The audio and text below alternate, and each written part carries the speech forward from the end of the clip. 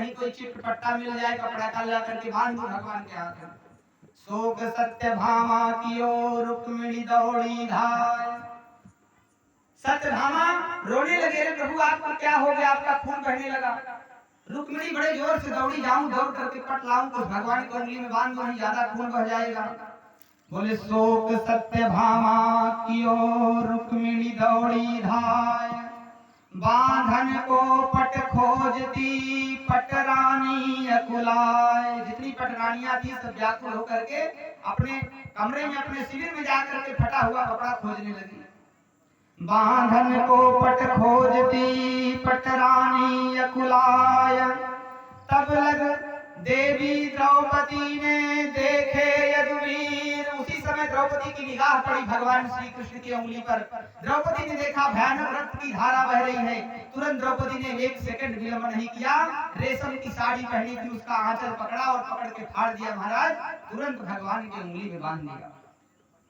कहा अंगुली बांधन को तुरंत चीरो अपना चीर। द्रौपदी ने फाड़ करके भगवान की उंगली पर बांध दिया और भगवान का खून बहना बंद हो गया। बोले शोक सत्यभामा की ओर रुक्मिणी दौड़ी धाय। सब लोग सोच ही रहे थे मैं क्या करूं, तब तक द्रौपदी ने अपना आंचल फाड़ के बांध दिया। भगवान ने पूछा, अरे देवी द्रौपदी, तूने अपनी रेशम की साड़ी क्यों फाड़ दी? द्रौपदी ने कहा, भैया कन्हैया, मैंने नहीं फाड़ा, मैंने अपनी साड़ी को कहां फाड़ा है। द्रौपदी बोली, प्यारे घनश्याम यदि काम आवे आपके। ए कन्हैया, यदि आपके काम मेरा यह शरीर आवे तो मैं अपने शरीर की कुर्बानी भी दे दूंगी। द्रौपदी बोली, प्यारे घनश्याम यदि काम आवे आपके तो काट दूं नसों को, ये तो रेशम के धागे हैं। कन्हैया आप क्या सोचते हो, हमारे लिए तो इस रेशम का कोई मोल नहीं है आपके लिए। अगर मुझे अपनी नसों को काटना पड़ जाए तो मैं आपके लिए अपनी नसों को भी काटने में एक सेकंड देर नहीं लगाऊंगी। बोली, प्यारे घनश्याम यदि काम आवे आपके तो काट दूं नसों को, ये तो रेशम के धागे हैं। कहा, ये तो धागे भी साधारण, इनका कौन मोल करे। साधारण धागे, इनकी क्या कीमत है। बोले, न दुल्हन के जोड़े हैं न दुल्हा के पागे हैं। अच्छा, दुल्हन का जोड़ा केवल नाम पर महंगा हो जाता है, और दुल्हा की पगड़ी बड़ी महंगी हो जाती है जो पागा होता है। कहा, ना तो ये दुल्हन के जोड़े हैं न दुल्हा के पागे हैं। आगे कहा, मैंने अपने वस्त्र को फाड़ा नहीं। कहा कन्हैया, आपकी पीड़ा को देखकर ये धागे स्वयं ही हमारी चीर को छोड़कर भगे हैं। कहा, पीर देखकर अधीर हो धागे ही स्वयं, नाथ चीर छोड़ भागे हैं। अवै धागे हैं अभागे, जो बढ़े नहीं आगे, और भाग्य वो नहीं के जागे, जो तेरी उंगली पे लागे हैं। मानो द्रौपदी के धागों ने भी ये सोचा कि आज हमारा भाग्य जग गया है। अभी तक तो मैं द्रौपदी के शरीर पर था, आज मुझे परमात्मा के शरीर में जाने में, परमात्मा के शरीर से मेरा स्पर्श होगा, इसलिए धागे तुरंत छोड़ गए।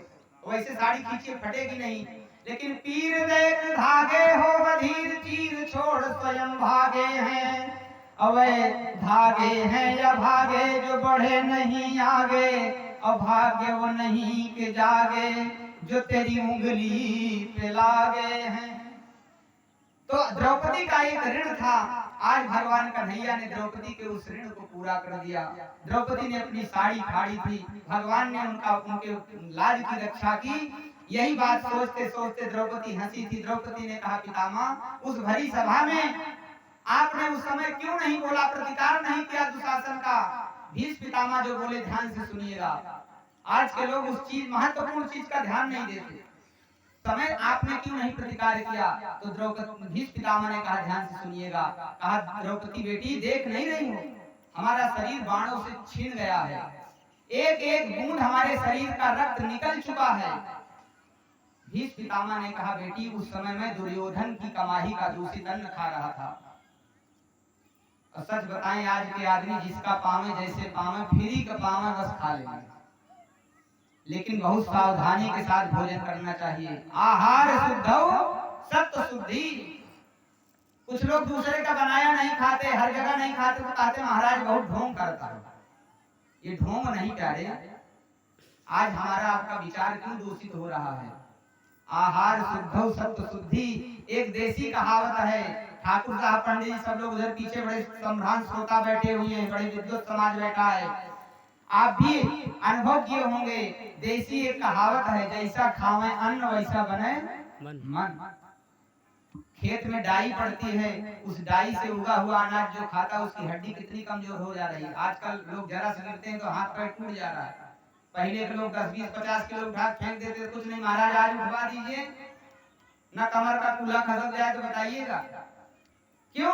क्योंकि हम भोजन वही चीज हमारे अंदर जा रही है। अब खाद डाई जा रही है उसको मान लेते हैं, लेकिन विचार दूषित जा रहा है इसको नहीं मानेंगे। विज्ञान कह देगा है तो उसको मान लेंगे। शास्त्र कहता है आहार शुद्धौ सत्व शुद्धि।